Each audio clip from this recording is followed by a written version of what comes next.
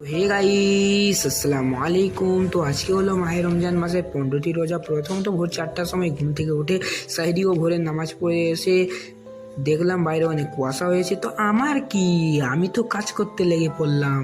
কাজ করা শেষ করে দেখলাম 8:30 বেজে গেছে। তখনই একটু ঘুরু ঘুরু করতে বেরিয়ে পড়লাম।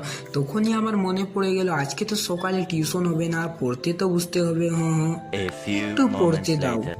এই মুহূর্তে পড়াশোনা শেষ করে আমি এখন যাব বাজারটা যাবো আমার বিএমডাব্লিউটাকে নিয়ে। বাজারে করলাম খাসির মাংস, মুরগির মাংস আর কি। তারপরে বাড়ির টুকটাক কাজ করার পর গা ধুয়ে আমি চলে গেলাম জোহরের নামাজ পড়তে। জোহরের নামাজ পড়া শেষ করে আমি একটু বানু দিদির সঙ্গে গল্প করে এবার বসে গেলাম পড়তে। পড়া শেষ করে আমি চলে গেলাম টিউশন। रुको जरा सबर करो। টিউশন থেকে এসে আমি চলে গেলাম আসরের নামাজ কাজা হয়ে গেছিল সেটাই পড়তে।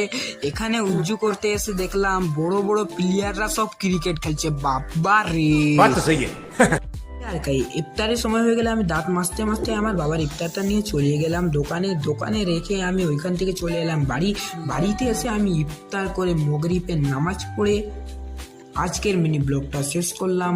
Bye bye.